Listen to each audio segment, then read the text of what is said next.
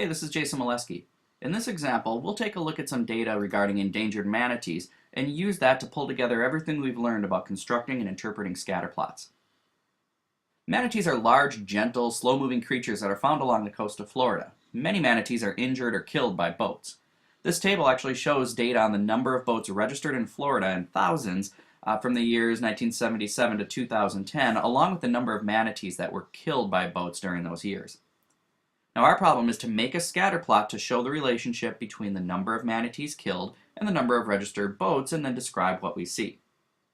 Now the first thing we need to do when making a scatter plot is to identify our explanatory and our response variables. In this particular example, it makes sense that the number of boats probably explains the number of manatees that are killed per year.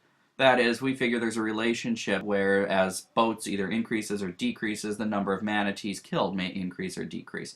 So boats will be our explanatory variable, while manatees are our response variable. So in our scatter plot, again recalling that explanatory variable and x-axis go together, we'll put the boats registered in Florida in thousands on our x-axis and the number of manatees killed on the y-axis. Remember, anytime you make a scatter plot, to label and scale your axes so that somebody looking at it can tell exactly what those values are, or at least have a rough idea of where those values fall. Next, we want to plot one point for each ordered pair in that table, and then describe the relationship that we see. Now, for this particular set of data, we see there's a positive association. That is, more boats registered tends to go with more manatees killed. So we see that the points tend to follow a positive or upward trend on the scatter plot.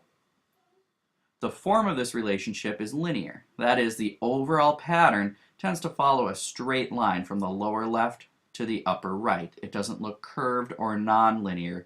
At least it doesn't look extremely curved or nonlinear.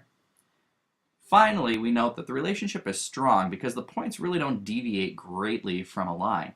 There aren't any obvious outliers or any points that depart greatly from the pattern, so it appears that overall we have a strong, positive, linear relationship between the number of boats registered in Florida and the number of manatees killed.